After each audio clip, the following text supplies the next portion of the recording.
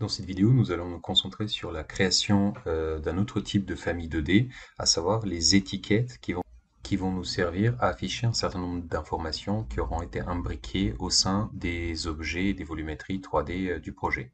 Notamment, par exemple, les étiquettes de pièces dans cet exemple de la vidéo qui affichent la surface de la pièce. Et cette surface-là est calculée au moyen en fait d'un objet 3D intelligent qui vient repérer les limites extérieures des murs et donc calcule la superficie en fait au sol de cette pièce-là.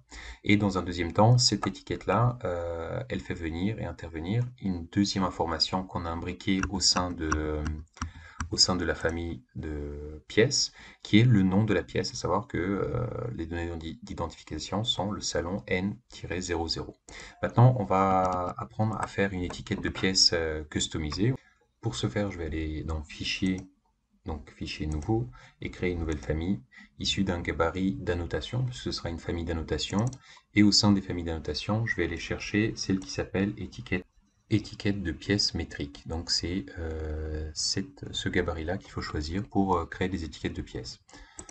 Alors, j'ouvre le gabarit et donc de manière très simple, il y a ces deux plans de référence qui vont me permettre de situer euh, de l'emplacement en fait, qu'aura l'étiquette lorsque je l'importerai dans le plan d'étage. Donc le croisement de ces deux plans, je révèle, ce sera le bout du pointeur de la souris. Maintenant, il va falloir dessiner les objets qui vont être affichés dans cette étiquette.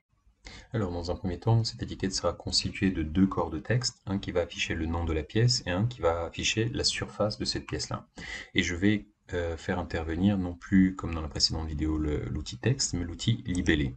Alors, libellé fonctionne de la même manière que texte, donc c'est-à-dire à savoir qu'on peut modifier l'aspect de ce texte-là. En allant donc modifier le type, je vais en créer un deuxième qui s'appelle, par exemple, texte 2 mm de hauteur, afin d'avoir un texte un peu plus petit que les 3 mm configurés par défaut dans la famille. Et je vais changer en fait du coup la taille de cette police-là de 3 à 2 mm. Et maintenant, je vais cliquer au milieu de l'espace dans la famille pour je vais faire ainsi apparaître à l'écran une nouvelle fenêtre qui va demander de configurer ce libellé, à savoir à quelle information ce libellé va se référer. Donc ce libellé se réfère par défaut en fait à la catégorie de pièces. C'est une famille au sein de Revit, puisqu'on a commencé à créer cette famille-là à partir d'un gabarit d'annotation pour les pièces. Et maintenant, on veut savoir dans la catégorie pièces quel paramètre doit être affiché à l'intérieur de ce texte de 2 mm. Donc on va chercher cette fois-ci le nom, le paramètre qui m'intéressera, ce sera le nom de la pièce. Une fois que le paramètre est sélectionné dans la liste des paramètres disponibles, il va falloir le faire venir dans les paramètres du libellé, et ce au moyen de la flèche verte disponible ici. Donc au sein de ce tableau, on peut regrouper différentes informations, à savoir quel est le nom du paramètre. Donc le nom du paramètre, c'est nom, puisqu'il fait référence au nom tel que saisi dans les propriétés au sein du projet. Et un exemple de valeur, ce qui va me permettre d'afficher un texte lorsque un nom n'a pas été saisi au sein de la pièce. Donc je vais marquer tout simplement un nom générique, pièce, et je vais appliquer. Alors voilà, j'ai le paramètre qui a été créé au centre de l'écran.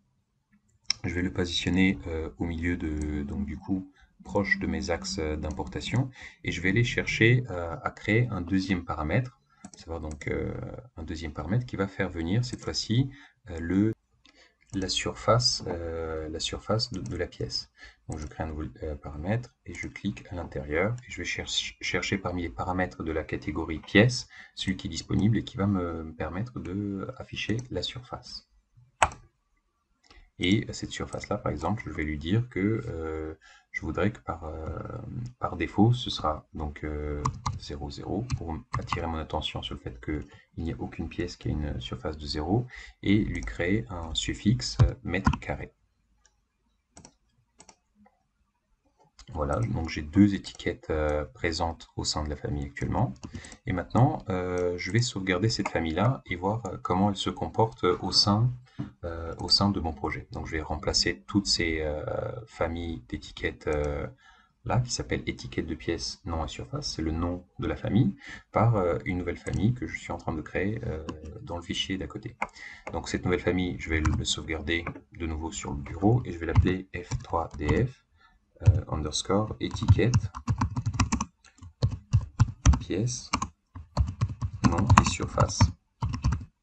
Donc ce sera un nom propre à mon organisation. Et je l'enregistre. Maintenant, je vais la faire charger dans le projet, donc dans ce projet-là.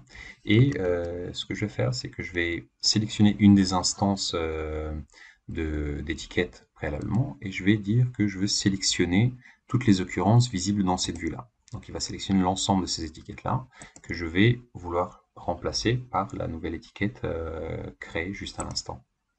Donc du coup, il affiche en fait un autre fichier. Maintenant, de visu, je me rends compte que cette étiquette-là n'est pas totalement adéquate, à savoir que la surface et le nom de la pièce peuvent être rapprochés. Donc du coup, je peux toujours revenir dans cette famille-là et agir sur ces deux paramètres, à savoir l'amplitude entre le texte et la surface. Je peux également, par exemple, choisir de modifier ce libellé-là et dire que c'est un modifié, je le duplique et je vais l'appeler 2 mm rouge afin de faire venir un texte, afin que la couleur de ce texte-là soit par exemple rouge dans la future étiquette. Une fois que j'ai fait ça, je peux toujours le recharger dans le projet et remplacer les versions existantes. Je vois que les changements appliqués au sein de mon fichier de famille d'étiquettes ont été impactés tout au long de ce projet dans lequel ces familles sont dispatchées. Maintenant, bien sûr, je peux revenir à tout moment dans cette étiquette-là et créer un certain nombre de cadres ou de embellissements à cette étiquette, notamment, par exemple, un cadre tout autour de pièces et non de pièces. Alors, je vais choisir de dessiner tout simplement un carré noir et de mettre en fait une ligne de séparation entre le champ de texte qui va afficher le nom de la pièce et le champ qui va afficher la surface de celle-ci. Et bien sûr agrandir un tout petit peu ce cadre pour pouvoir faire venir des étiquettes, en fait des noms de pièces assez longs. Donc il faut prévoir, quand on dessine des bords à ces étiquettes-là, il faut prévoir bien sûr la grandeur maximale des informations qui vont être appliquées dans ce cadre. Sinon le texte va dépasser à l'extérieur de ces bords. Donc je sauvegarde et je recharge dans le projet en remplaçant les valeurs de paramètres.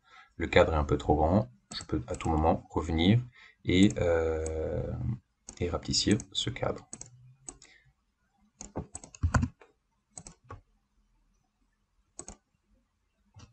Voilà pour la création d'étiquettes customisées.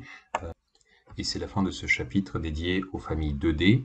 On passe au module prochain qui va nous apprendre à modifier des familles système, notamment des familles de murs composés, de murs empilés ou de murs rideaux.